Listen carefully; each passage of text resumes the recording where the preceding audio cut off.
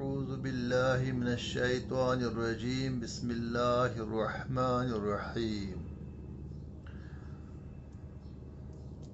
ہم الاحادیث النبویہ کا مطالعہ کر رہے ہیں جو آپ کی کتاب میں پیج نمبر 24 اور آج ہمیں صفحہ نمبر 25 خمسۃ و عشرون 25 صفحہ نمبر اور 21واں ہمیں آج یہ پڑھنا ہے یہ حدیث پاک. تو حدیث پاک پڑھنے سے شروع کرنے سے پہلے درود شریف اور رسول برذات جناب محمد رسول اللہ صلی اللہ علیہ وسلم پڑھ لیں گے. اللہم صلی علی سیدنا و مولانا محمد وعلی آلہ و اصحابہ اجمعین. آیت المنافق ثلاث. آیت المنافق آیت المنافق ثلاث اذا حدث كذب واذا وعد اخلف واذا اؤتمن خان. آیت المنافق ثلاث اذا حدث كذب واذا وعد اخلف واذا اؤتمن خان. آیت المنافق، آیت کہتے ہیں نشانی کو، آیت کہتے ہیں نشانی کو. آیت المنافق، منافق کی نشانی ثلاث تین ہے. منافق کی نشانیاں تین ہیں، یعنی کئی اور جگہوں پر اور بھی نشانیاں بیان کی گئی ہیں. یہاں یہ بیان کیا گیا ہے کہ جب آپ یہ دیکھیں گے کہ یہ نشانیاں تینوں نشانیاں ایک شخص میں پائی جاتی ہیں، سمجھنا چاہیے کہ یہ منافقی نشانیاں ہیں اور اس شخص کو خطرہ ہے کہ وہ منافق ہو. منافق کہتے ہیں، کشمیری منافق کہتے ہیں جو ایک شخص کی بات دوسری کو کہے. اصل میں یہ اس کو منافق کہتے ہیں جو زبان سے کہتا ہو کہ میں مسلمان ہوں، مومن ہوں، اچھا انسان ہوں، لیکن اس کے دل میں ایمان نہ اترا ہو، وہ دل سے مومن نہ ہو، وہ دل سے اس نے اللہ پر، آخرت پر اور رسالت پر ایمان نہ لایا ہو. اس کو ہم کہتے ہیں منافق. منافق نکلا ہے نفقہ سے. نفق کہتے ہیں ٹنل کو، جو ہے نا جو سرنگ ہوتی ہے، ٹنل ہوتی ہے جہاں سے گاڑی وغیرہ پار جہاں، تو اس کو اس لیے کیونکہ جو ہے یہ اس کا ایک ظاہر ہوتا ہے ایک باطن ہوتا ہے الگ الگ. جس اصل میں مسلمان مومن جو ہے اس کی ظاہر اور اس کا باطن ایک جیسا ہونا چاہیے.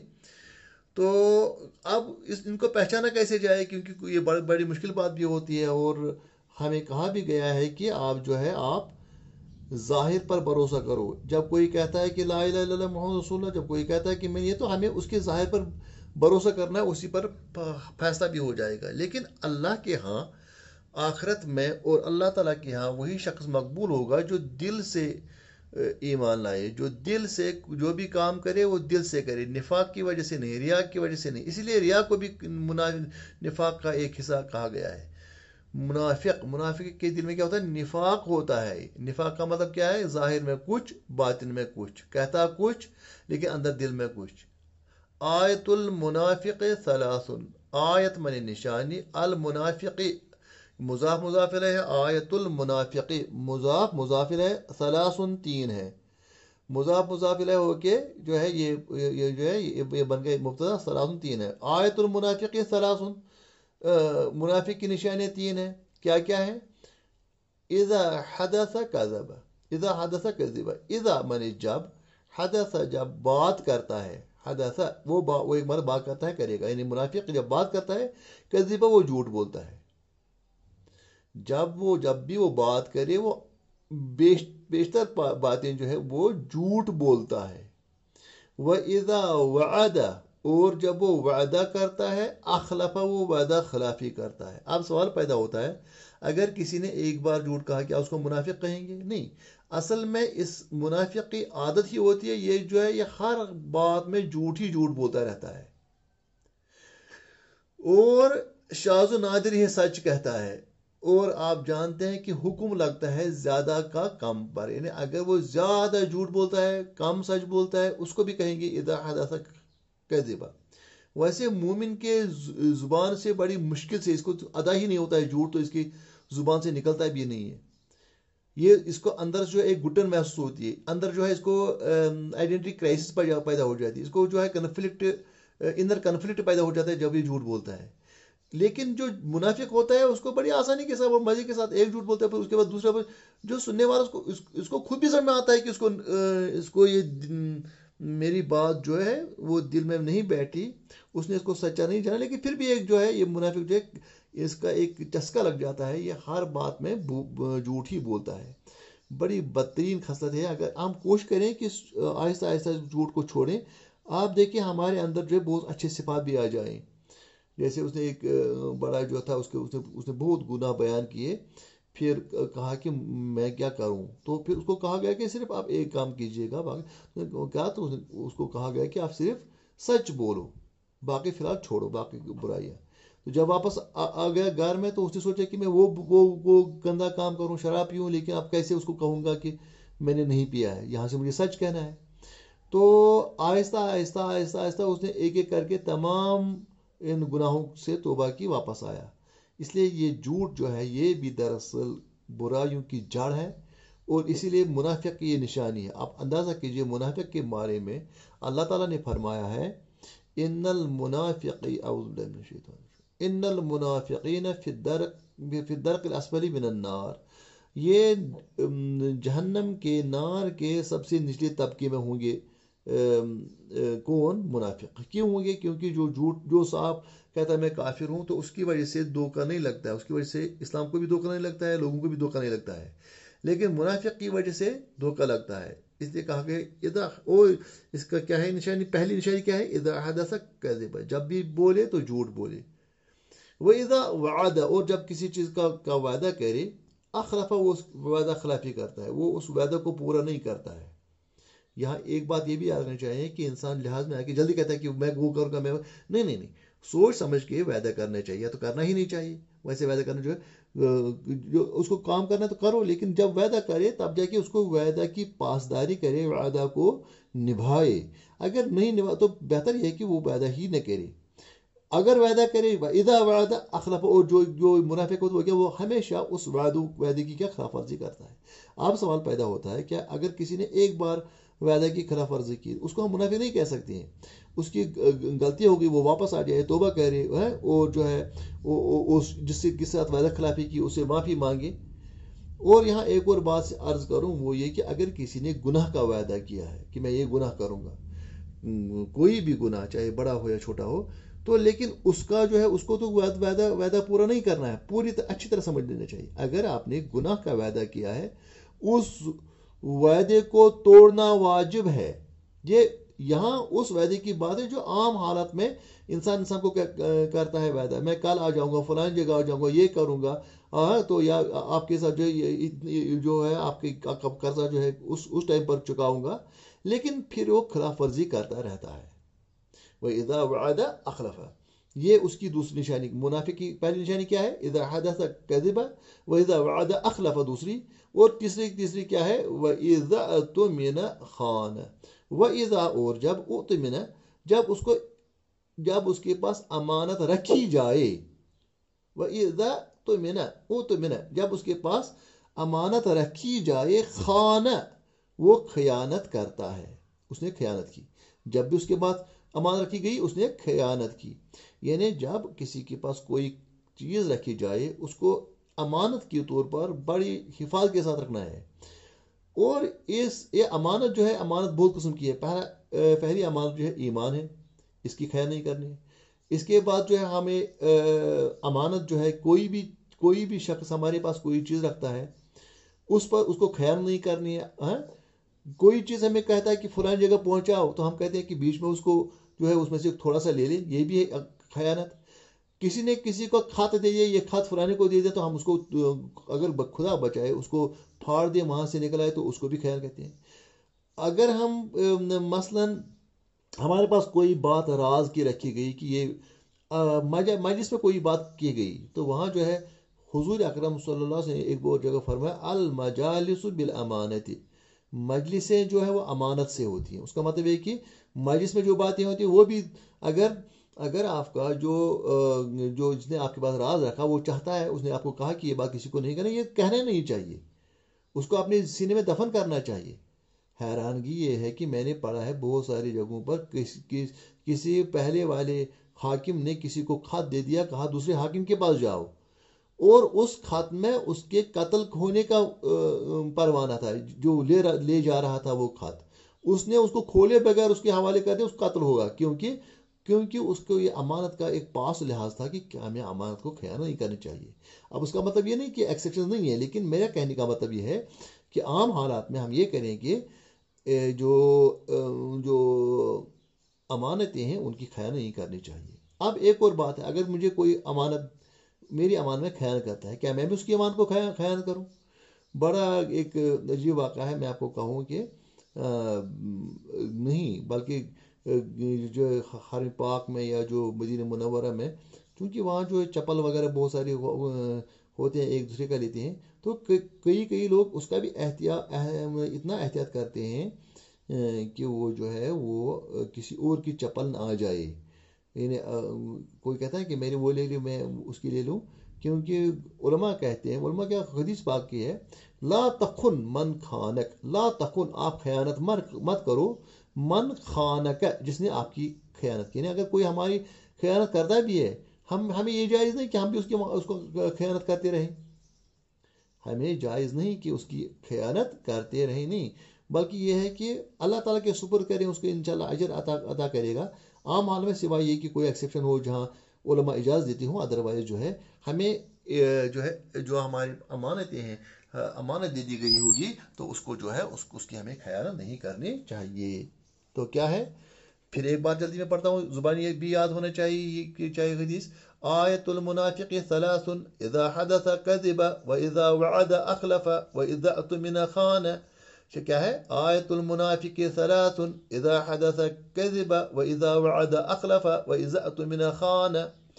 اب اس کے بعد 22ویں حدیث ہے، اتق اللہ حیث ما کنت واتبع السیئۃ الحسنہ تمحها وخالق الناس بخلق حسن. اتق اللہ بہت ہی اہم کام ہے، بہت ہی اہم. مجھے یاد ہے میں چھوٹا تھا، کشمیر میں آیا یہ امام کعبہ، مجھے اس وقت ان کا اسم شریف یاد نہیں آتا ہے، تو پھر وہ سری نگر میں بھی آ گئے، اور یہاں جو ہے عید گاہ اسلام آباد وہاں بھی تشریف لائے. تو پھر میں سوچ رہا تھا کہ ان دن جو جوانی میں ہوتے ہیں انسان سوچتا ہے کہ بڑے جذبات کی وہ تقریر کرے گا وغیرہ، وہی تھے. لیکن جب وہ آئے تو انہوں نے ایک چھوٹی سی بات کہی، تو لیکن میں حیران ہو گیا کہ مجھے اس وقت سمجھ میں نہیں آتا تھا کہ یہ کتنا، تو بعد میں چونکہ چھوٹا تھا اس وقت، تو انہوں نے کہا اتق اللہ، اتق اللہ. یہ بار بار کہہ رہے تھے، تو بعد میں مجھے سمجھ میں آیا کہ یہ کتنی مشکل بات ہے، جو چھوٹی ان دو لفظوں کی بات ہے. اتقی، ڈرو، تقوی اختیار کرو اللہ سے، اللہ کا تقوی اختیار کرو. اللہ کا تقوی صرف ڈرنا نہیں ہے، اللہ تعالیٰ کا تقوی مطلب ہے ان چیزوں سے بچنا جو اللہ نے کہا ہے، جن سے اللہ نے بچنے کی بات کہی ہے، ان چیزوں کو اختیار کرنا ہے جن چیزوں کا اللہ تعالیٰ نے اختیار کرنے کو کہا ہے. بڑا اہم ہے، بڑی اہم ہے. اتق اللہ، اتق اللہ، اتق اللہ، اللہ سے ڈرو. جب کوئی کہے گا نا اللہ سے ڈرو، اس وقت یہ نہیں کہ میں ڈرتا ہوں، مجھے پتا ہے، نہیں، سوچنا چاہیے کہ جس نے بھی کہا، چاہے وہ خود کیا ہے، ہمیں اس کی طرف تو نہیں، کیونکہ یہ رسول اللہ صلی اللہ علیہ وسلم کی بات ہے. اتق اللہ، اور اللہ قرآن میں بار بار کہا ہے واتقوا اللہ، واتقوا اللہ ان اللہ یحب المتقین ہے. تو تقوی کو اللہ تعالیٰ نے بار بار قرآن میں بھی کہا ہے، یہاں بھی. تو اتق اللہ، یہاں رسول اللہ صلی اللہ علیہ وسلم نے فرمایا اتق اللہ حیث ما کنت، جہاں بھی آپ ہوں گے، حیث ما کنت، جہاں بھی آپ ہوں گے اللہ تعالیٰ سے ڈرو. حیثما کنت مطلب ہے ایک ہوتا ہے لوگوں کے بیچ میں انسان ہے، وہاں انسان لوگوں سے بھی ڈرتا ہے، شرماتا بھی ہے. حیثما کنت جہاں بھی ہو، جہاں لوگ نہ دیکھتے ہوں، یا جہاں دیکھتے بھی ہو لیکن آپ کو جانتے پہچانتے نہ ہوں، تو بڑا مشکل ہے اس وقت. لیکن اس وقت جب اللہ سے ڈرنا چاہے تو اس کا مطلب ہے کہ میں خالص اللہ سے ڈرتا ہوں. یا دن کی جلوتوں میں، رات کی خلوتوں میں اور تنہائیوں میں خیالات آتے ہیں، ان سے انسان کو اپنے آپ کو بچائے. یا انسان جو ہے تنہائیوں میں گناہ کرے، ان گناہوں سے بچنا اللہ تعالیٰ کے ڈر سے، تو اسی کو کہتے ہیں تقوی. تو یہ بڑی خوبصورت چیز بھی ہے، انسان کی زندگی کو سنوارتا ہے. اتق اللہ حیثما کنت واتبع السیئۃ الحسنۃ، اور پیچھے پیچھے لگاؤ السیئۃ الحسنۃ. السیئۃ یعنی جب آپ نے کوئی گناہ کیا، السیئہ کہتے ہیں گناہ، الحسنۃ کہتے ہیں نیکی. جب آپ کوئی گناہ کریں گے ہو جاتا ہے، یعنی اگر کتنا بھی انسان اللہ سے ڈرے لیکن جو ہے انسان ٹو ایئر از ہیومن، جیسے ہم نے اوپر بھی پڑھا کلکم خطاؤون وخیر الخطائین التوابون. تو جو ہی آپ غلطی کریں گے، خطا کریں گے، اس کے بعد نیکی ضرور کرو. اگر کوئی غلطی ہو گئی، ساتھ ہی کوشش کرو ایک نیکی کرنے کی. یا کیا ہو جائے گا؟ تمحوہا، وہ اس کو مٹائے گی، یعنی وہ نیکی اس بدی کو، حسنہ جو ہے وہ سیئہ کو مٹائے گی. تمحوہا کیا مضارع کا صیغہ، مح میں نے مٹانا، مہا یمہو. اچھا یمہو اس کے بعد کیا گا؟ تمہو وہ مٹاتا، ہاں اس کو، کس کو؟ اس برائی کو. تمہو وہ مٹائے گی، کون مٹائے گی؟ یہ حسن نیکی مٹائے گی. ہاں اس کو، کس کو؟ سیاح کو. ہاں کی جو ضمیر ہے وہ سیاح کی طرف پلٹتی ہے، اور تمہو جو ہے یہ کس کے لیے ہے؟ یہ حسنہ یعنی جو نیکی ہے، نیکی مٹائے گی کس کو؟ اس برائی کو. اسی لیے محایتن کہتے ہیں مٹانے والی چیز، جو اریزر ہے نا اس کو محایتن کہتے ہیں. محایتن ہے نا، محایتن. وخالق الناس، و من اور خالق الناس، اور لوگوں کے ساتھ اخلاق برتاؤ کرو. یہاں خالق مطلب ہے خلق اختیار کرو، مطلب ہے کہ آپ لوگوں کے ساتھ پیش آؤ، آپ لوگوں کے ساتھ وتیرہ اختیار کرو. کیسا وتیرہ؟ بخلق حسن، نیک اچھے خلق کے ساتھ، لوگوں کے ساتھ اچھے اخلاق کے ساتھ پیش آؤ.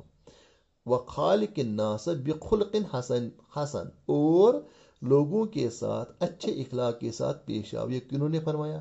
حضور اکرم صلی اللہ علیہ وسلم نے. اتق اللہ، اللہ سے ڈرو، حیثما کنت جہاں بھی آپ ہوں گے، واتبع السیئۃ الحسنہ، واتبع السیئۃ الحسنہ، اور برائی کے بعد نیکی کرو. اس کا مطلب یہ نہیں آپ ضروری برائی کرتے رہو، نہیں، برائی سے بچنے کی پہلے کہا اتق اللہ. لیکن کبھی اگر ہو جائے تو، جب برائی ہو جائے، ہوتی ہے انسان کو جو ہے فرمایا کلکم خطاؤون، آپ نے سب غلطی کر، تو غلطی ہو جائے گی، اس کے بعد کیا کریں؟ نیکی کرنے. تم ہوا اس کو مٹائے گی. وہ خالق الناس، اور لوگوں کے ساتھ وتیرہ اختیار کرو، بخلق حسن، لوگوں کے ساتھ پیش آؤ کیسے؟ حسن خلق کے ساتھ. اب 23واں ہے. تو یہ حدیث پاک جو ہے دیکھو کتنی حسین ہے. 23واں، افش السلام. افش السلام کہتے ہیں سلام کو عام کرو. ایک ہوتا ہے سلام کرو، نہیں، افش السلام. فاشا افشو کہتے ہیں یہاں سے بھی ایسے افش السلام، عام کرو. یہاں جاؤ، السلام علیکم، السلام علیکم، السلام علیکم. السلام علیکم کہتے ہیں، السلام کہتے ہیں سلامتی. السلام علیکم، تم پر سلامتی ہو. یہ ایک دعا ہے، یعنی میری طرف سے آپ کو کوئی تکلیف نہیں پہنچے گی. یہ ایک اعلان ہے، میں آپ کا برا نہیں چاہتا ہوں. یہ ایک اعلان ہے کہ میں آپ کو تکلیف نہیں دوں گا. افش السلام. وَأَطْعِمُوا الطَّعَامَ، وَمَنِ اور اطعموا کھلاؤ. طعم یطعم، اطعم، طعم من اس نے کھلایا، یطعم تو یہ اطعم مینس کھلاؤ. اطعم کھلا، اطعم، اطعما، اطعمو، تم سب کھلاؤ. امر کا صیغہ ہے. افشو السلام، وَأَطْعِمُوا الطَّعَامَ، اور کھانا کھلاؤ.